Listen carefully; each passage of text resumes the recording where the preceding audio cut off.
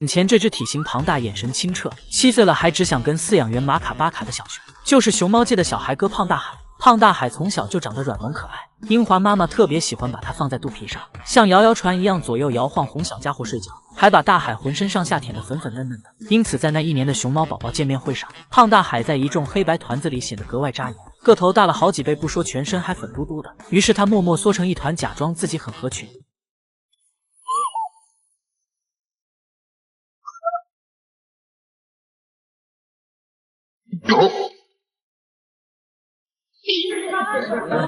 不过胆小懵懂只是胖大海的伪装。当他被饲养员抱着去称体重的路上，尽管小家伙困得眼睛都睁不开了，但还是气势汹汹地冲摄像师惊天怒吼：“好家伙，这么凶阳了，盆盆奶就乖了！”并且大海还喜欢偷吃妈妈的窝头，只是走到半路，窝头突然掉了。正当小家伙急吼吼地扭头去捡的时候，刚好被进门的英华妈妈逮个正着。胖大海翻着白眼，心虚地看向对方，然而英华却以为好蛋儿特意替他看着窝头，一手拿过窝头，一边蹭蹭他的小脑袋，满眼的慈爱简直要溢出屏幕。之后大海吃一堑长一智，不偷改抢了，趁英华妈妈回来前能吃一口是一口。小家伙本想手脚并用地阻挡对方，只是怎么看怎么像是往妈妈嘴里硬塞。此外，胖大海还有个别名叫屎大海，原因就是他经常玩青团，搞得浑身脏兮兮的，奶妈擦的帕子都冒火星了，还是擦不干净。而这小子却一脸委屈巴巴地缩在墙角，仿佛受了天大的委屈，让人舍不得责备他。虽然大海是个调皮捣蛋的熊孩子，但英华妈妈对小家伙的爱从未减少，哪怕自己还饿着肚子，也会把胖大海喂饱了再去吃竹子。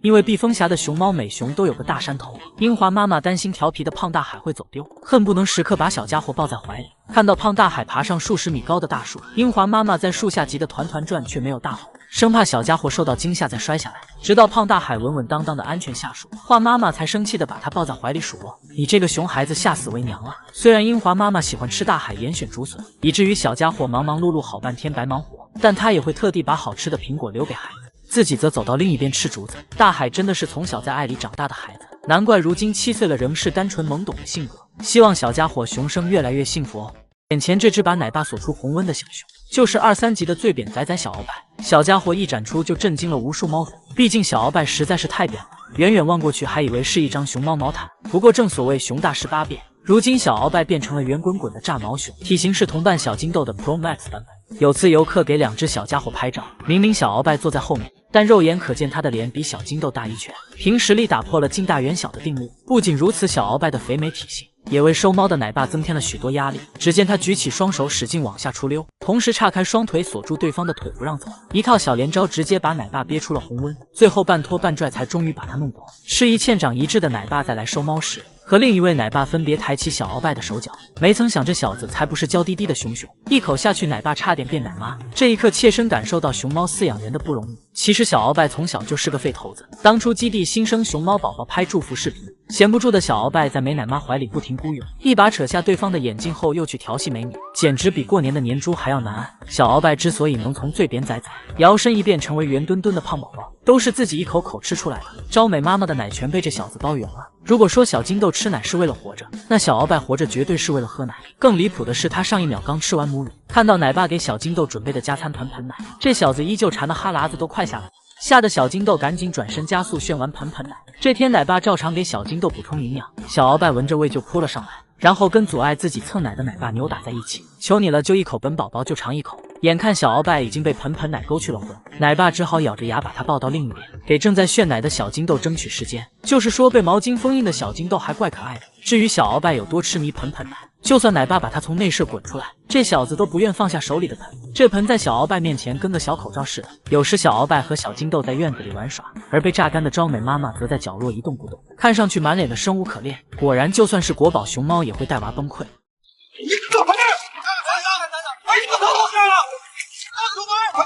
这是2008年汶川地震时，饲养员不顾危险拯救大熊猫的场景。当时的卧龙距离震中仅有8公里，剧烈震动使巨石和山体源源不断的压下来，短短几分钟就让基地遭到毁灭性重创。然而在这关乎生死存亡的关键时刻，熊猫饲养员们却顾不得自身安危，一个个逆流而上，朝着熊猫宿舍奔去，只想救出他们一手带大的熊孩子。大家都顾不得自己的命，再下来是生命嘛。长圈里2厘米的跟他挑战长。平日需要2位饲养员抬的熊猫宝宝，奶妈咬着牙独自扛到安全区域。有的小熊受惊过度，拒绝任何人的靠近，饲养员就用食物慢慢将其引导出来。而那些爬上大树久久不肯下来的小熊，奶爸就冒着生命危险爬上去安慰营救，把吓到瘫软的小家伙抬到安全区。因为塌方的山石掩埋了一部分兽舍，心急如焚的奶爸们直接用石头砸穿墙壁，救出了当时只有1岁的哪吒宝宝晴晴。好在小家伙只是被吓到了，并无大碍。那个圈舍塌了一半，就剩了一小半，他一直躲在一个小的一个角落里面，我们就进去就叫他的名字，不怕晴晴，什么爸爸妈妈来了，你不用怕，他就慢慢的就下来，我们就慢慢接近他。当时还有一只受惊过度的小熊华，有奶妈抱起它安慰的时候，小家伙害怕的紧紧抓着对方的脊梁骨，锋利的指甲都已经陷入肉里。尽管这钻心的疼痛令奶妈面色苍白，但她没有放下华儿，而是抓紧时间进行转移，并像哄孩子一样温柔哄小家伙松开爪。开始时候孩子很紧张的嘛，反正就巴不得就不从身上下来，你想把他从身上放下来不可能，他就一直把你抓着去，感觉他在你身上比较安全一点。后来的时候就觉得那熊猫真的很坏，就像不会说话的娃娃那种感觉，他在表达他自己内心深处的那种东西恐惧。而在这场与死神赛跑的救援行动中，基地内63只熊猫有61只被安全解救，其中1只遇难，1只失踪。不幸离世的那只熊猫名叫毛毛，它在地震来袭的第一反应并非逃跑，而是去寻找自己的孩子。可惜被垮塌的墙体砸中去世时才9岁，可以说没有这些奋不顾身的饲养员，就没有如今日渐壮大的熊猫种群。别看他们平日里肆意撸猫，令猫粉们眼红，但一遇到危险，他们也是真赶上。前段时间神树坪被泥石流堵塞道路，奶爸奶妈都是徒步跨过泥泞和乱石，历尽千辛万苦也要到达工作岗位，还会特地拍熊孩子的照片跟粉丝报平安。等到神树坪重新开放入园后，肉眼可见滚滚们精神抖擞，状态极好，就连假孕中的福宝都感觉更娇俏了几分，可见我们的奶爸奶妈有多认真负责。而也陪工作组的人就更辛苦，不仅要每天翻山越岭的给熊猫母子投喂，还要在极端天气下亲自去确认孩子的安全，隔着屏幕都能感受到河流的汹涌和危险。没有责任心和爱心，哪里能坚持下去？这群饲养员也绝对值得我们认可和尊敬。甜心教主飞云究竟有多萌？一个甜甜的微笑就能让人一眼万年。当初飞云不知道想起了什么趣事，呆萌的望向天空，笑得超级开心。像云端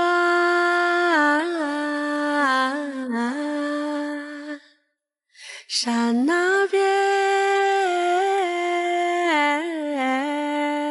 只能说虽然金虎皮糙肉厚很抗打，但飞云的颜值更抗打。花生形状的黑眼圈标志的仓鼠脸蛋，美到在一群熊里一眼就能认出来。而且他平日根本不需要做表情管理，不论是萌妹慢条斯理的咀嚼食物，亦或是心血来潮抱着玩具整活，每张截图都是微笑的模样。当飞云握紧小拳拳伸懒腰的时候，小家伙吐着舌头露出了甜甜的笑容，萌的在场游客不自觉惊呼，声音都变价了。感觉飞云从小就没听过人的正常发音。当初萌妹很配合地完成了行为训练，奶妈立马安排了马杀鸡和彩虹屁服务。小孩表现真好哈，哎，小孩表现的真好哈。今天是不是学习啦？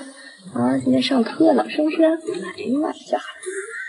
真好，隔着屏幕都能感受到奶妈满满的爱意。当听到对方要摸摸自己的脸蛋后，懂事的飞云立马把脑袋靠近，就是说不建议这么摸熊猫，我有红眼病。作为一只从小萌到大的胖宝宝，小时候的飞云其实比现在还要可爱。小家伙两手一揣，跟只小米老鼠一样，总感觉他在熊熊碎碎的偷吃小零食。当别的小熊都还在兵荒马乱的吃饭时，萌妹根本不用操心，乖乖吃着手里的窝头，圆圆的脑袋，毛茸茸的身体，鼓鼓的脸颊，没别的意思，问下同款熊猫玩偶哪里买。虽然熊猫界的漂亮小熊有很多，但飞云不仅好看，身上还有一股特别的力量，总能让心情浮躁的两脚兽感到片刻安宁。比如飞云乖乖地抱着自己的玩偶睡觉觉，嘴角弯起，好像在做什么甜甜的美梦，突然探出脑袋吓唬到姨后得逞的微笑，看得人心都快化了。谁不想在下班后看看飞云缓解疲惫呢？当正在炫饭的萌妹听到姨夸她好看，她开心的饭都不吃了，只为配合对方拍照，仿佛在说姨要在网上大大的宣传美貌，以免金虎那臭小子坏我声誉。别看金虎小时候特别爱黏在飞云身边，甚至甘愿当对方的提笋包笋小弟，可长大后这小子就在作妖的路上一去不返，